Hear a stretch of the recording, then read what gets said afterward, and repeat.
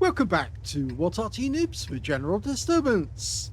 This is the 212A. It's the Tier 9 Soviet SPG located on the west spawn of Airfield. This one is under the command of talon1958 of OLIMP, and it was a submission that he made last week, but he didn't actually give me the URL to the actual web page where the replay was stored. He gave me the download URL instead, and I wasn't able to extract it because, of course, Salty Jedi was down. So I didn't get the replay to actually produce this stream last week, and I mistakenly didn't believe that Talon had actually sent in a replay, but he did. This is it. So he's moving up to the north edge of the map, north edge of the far west corner of the airfield, and he's actually decided to sit here near this bush over here, but it actually gives you a lane or ability to fire on the enemy in this corner. Now he's loaded, ready to go, but he's making up his mind which target he's going for. Well, that was a direct hit on the Kampfpanzer 7, and he's pulling back from that firing position, but he hasn't gone sideways in any way, which could be a problem if the enemy was to actually fire long. But you can move just forwards and backwards to avoid enemy fire, and it does seem to work because Angelina's done it, and she managed to dodge an enemy shell that was meant for her. Going for another one. Rounds out. Ah, now that one did contact the ground, but the enemy might have been close enough to actually take some damage. We can see the T-92s decided to park up nearby. A lot of players have been reporting to me that they're having problems with this because new RC players are coming in and they don't know RT etiquette, or they don't understand that you shouldn't park next to another RT, because two RTs firing from the same position is much easier to see for counter battery than just one. You get double the effect. Now that's something new I didn't realize. The EBR 105 skin of a hot rod. Oh, he got him! He killed him! The EBR skin of the hot rod, the EBR 105 that was in the loot boxes, has got a different sound to the engine. It sounds like a hot rod, a V8 or a V12 engine. So yes, you get that lovely throaty roar from a hot rod type vehicle. Okay. 121B, rounds out. Well, he did get something. 18 hit points, one critical hit. The 121 got advance warning. A shell was on the way in, so he must have the RT skill to actually know when a shell's inbound. And he moved very quickly the moment he knew something was coming his way. Talon's found another target, an Object 752, and he's moments away from shooting. Rounds out. Direct hit, 413. Whoever spotted that 752 is very happy now because he's got a whole load of spotting assists. Oh, Arty fired in our direction. I guess that Talon doesn't have the Arty warning skill yet, but he did hear the rumble and we did see the shell. But because he moved after firing, he avoids any damage to his vehicle. Okay, this is going to be fun. Rounds out on the Viz, and it's a kill shot. He's got his first kill. Actually, it's his second kill. What am I saying? He got the EBR 105. So it appears that if you get the skin to the EBR 105, if you're lucky enough to get it, then you also get the sound that goes with it, the hot rod sound. And that's going to be very tempting to a lot of people to go out and get it. Maybe that's what Wargaming intended. They intended people to actually buy it and get the sound as well. And he's trying to line that shot up. Not outfired it yet. Rounds out now.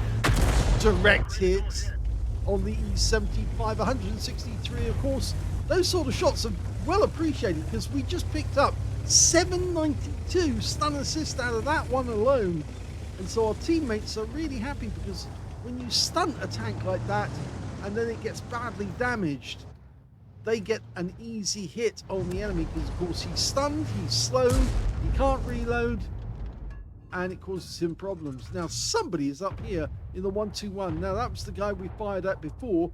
He's hiding behind that corner, I think, and he's firing on our guys at long range.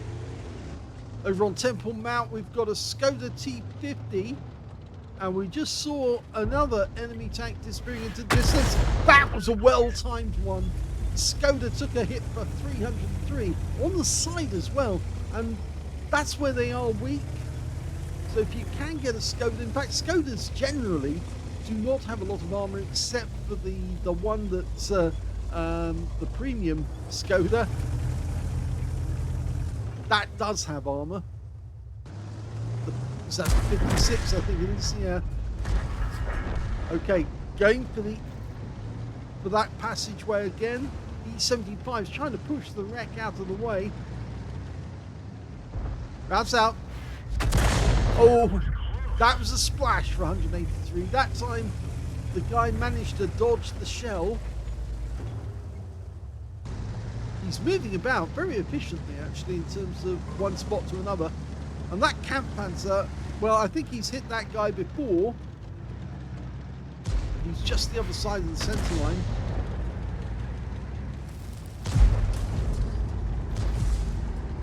Round about that spot. Round south. Well, if he was still there, he's probably taking some damage from that.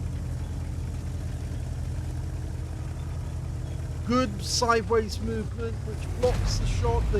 The enemy can't get you if you've moved considerably different, a huge difference, enough distance to change your position laterally.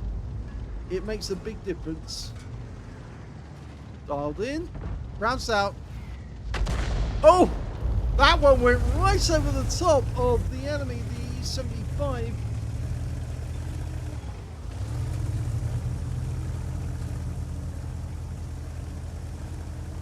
It also does give you something to do whilst you're waiting for the reload, that you're repositioning. He's got a very good discipline in repositioning himself. Okay, that's a good shot. Oh, he got a kill! He took out the E75 with that one. Splash kill as well. But that's an important one because that guy, I think, was holding up our guys. It's a tier 10 game with tier 9 tanks in it. So he is picking up extra XP from all the tier 10s that he hit. There's the Skoda again. Relatively thin armor. For a moment he thought about firing. Oh, he's going to go for the BZ. BZ68. Wait for it. Not there yet. He's trying to tease you. Trying to bait you into firing early. I have to admit, I do often fall for that. And the Skoda just killed our E5. Rounds out. Yeah, he took that one. 437 hit points. Talon's racked up just under 2k of damage. 1,200 of stun assist. Oh, he's been spotted. Move, move, move.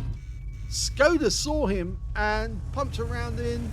He's lost 304 hit points, but it looks like he picked the wrong angle there. The Skoda does have good view range as well, and that's the problem there. We're pushing on the enemy base now, on the south side of the map. There's a Cobra down there, and I think he's just decided to leave. Rounds out.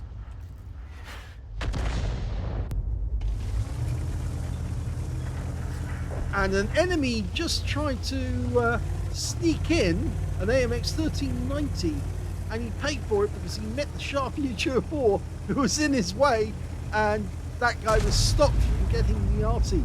I guess the enemy are not too happy about Arty fire because they've lost a massive amount of damage.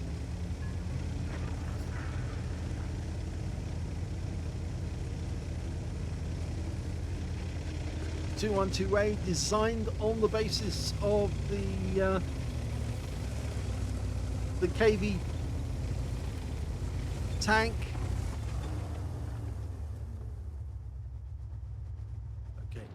Gone to the aim.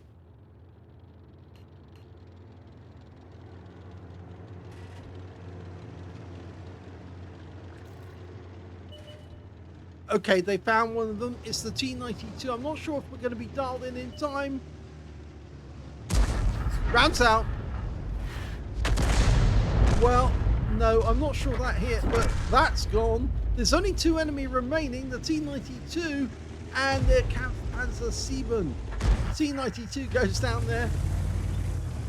Yes, it's a pity that the KV-220 wasn't actually built, because if they had, they could have built a lot of tanks based on that tier 7 hull. But in the game, in this game, it's a tier 9. Okay, Kampfpanzer, where are you? Oh, he's a lot closer, but we don't have the angle, so we're going to have to move. Got no shot. Either that, we're just going to watch the end of the Kampfpanzer. That's it, he's gone, and that's a win.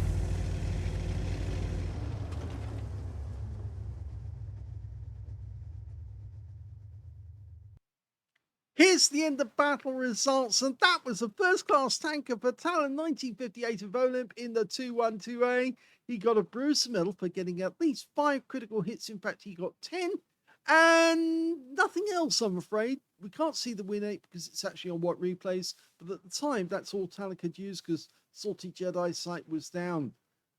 Let's have a look at team score. He didn't get the highest damage. That actually went to the T110E5, who got 5,747 hit points. He got taken out by the Skoda T50 on the enemy team, who also put a shot into Talon shortly afterwards. Talon got the second highest damage in the game, 2,916. And the third highest damage, that went to the Shure MV7X, who actually protected us from that AMX 1390. He got 2,867 hit points of damage. When it came to kills, it was the Shure. He managed to get 4 kills in that game. 3 kills went to Talon, 2 kills went to the Patton, the M48A5 Patton, the tier 10, and the E5 as well got 2 kills. Only 1 member of the enemy team got more than 1 kill, and that was the T92 HMC on their team. He also just got a bruiser medal out of that one. When it came to base XP, we can see it's the E5 again with 1,040. Shure MV7X got 1,035. They were the only 2 who managed to get over 1,000 base. But just look who's behind them in 3rd position. It's Talon with 988. So it was a very good day for him on that performance. He fired 15 rounds, got 6 direct hits on the enemy. None of them penetrated, but he did get 14 splashes. He got 2,916 hit points, all of it at more than 300 meters. Did receive 1 hit. It was a pen from that T50, Skoda T50. 8 enemy vehicles were damaged. 3 were killed, so he missed out on getting a Confederate by just 1 tank. 1,666 hit points of stun assist off 11 stuns.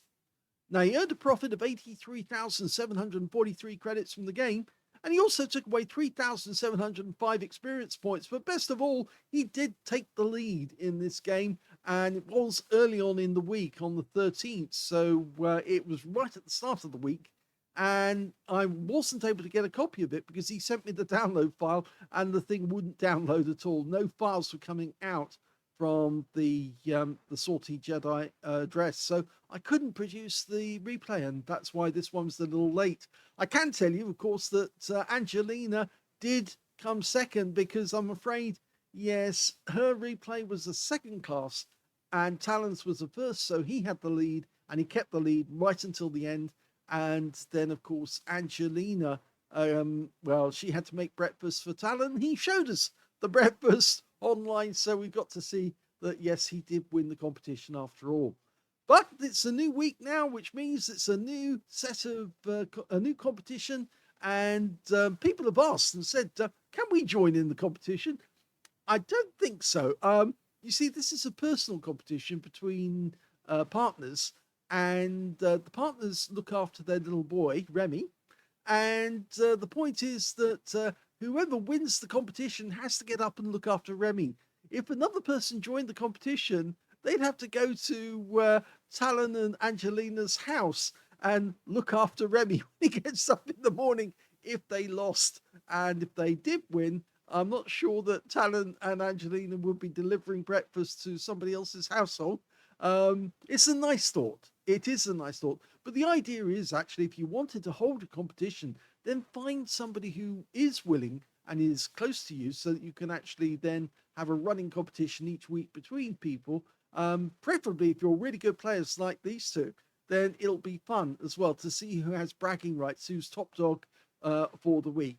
But yes, you can hold the competition if you want to partner up with someone, and we'll put the replays up. We can't guarantee we'll put them all up, but we will try and put as many as we can up. We do it for Angelina and Talon because, of course, they have been holding this competition, and we thought it would be fun for people to follow it. And it is fun. It is fun because they have to just really work at it to get the weekend lie-in, and we do enjoy it. So yes, it also gives a lot of replays for Remy to watch.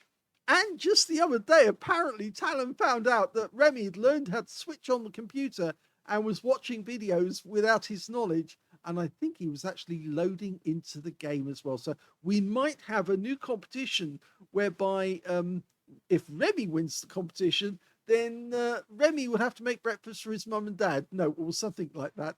But anyway, it would be fun if he was also involved in the competition. I hope you enjoyed that replay. If you did, please give this video a like. Do subscribe to our channel. Leave a little comment down below so it feeds the algorithm. And thank you for watching.